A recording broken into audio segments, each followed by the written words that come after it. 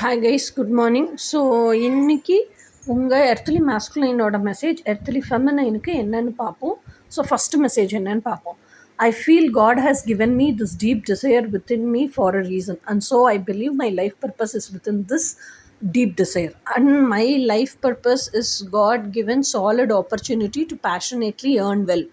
ஓகேயா? ஸோ அப்போ என்ன சொல்கிறாங்கன்னா, இந்த டீப் டிசைரை கடவுள் எனக்குள்ளே கொடுத்துருக்காரு.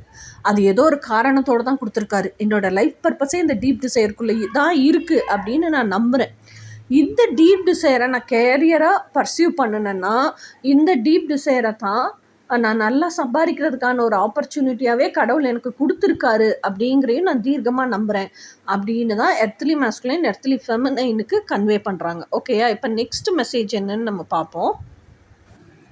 ஸோ இப்போ இந்த மெசேஜ் வந்து, no matter whatever I keep doing, your thoughts keeps running in the behind screen of my mind.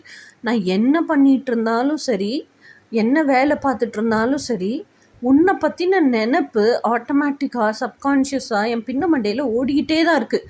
அதை நிறுத்தவே முடியல அப்படிங்கிறத தான் அதாவது எப்படி சொல்கிறாங்க, அவங்களுக்கு என்ன நடக்குதுங்கிறத எர்த்லி மேஸ்குலைன் வந்து எர்த்லி ஃபெமினைனுக்கு கம்யூனிகேட் பண்ணுறாங்க. ஓகே கைஸ், இதுதான் இன்றைக்கான மெசேஜ். இது நாளைக்கான மெசேஜஸ் என்னன்னு நாளைக்கு பார்ப்போம். Until then by.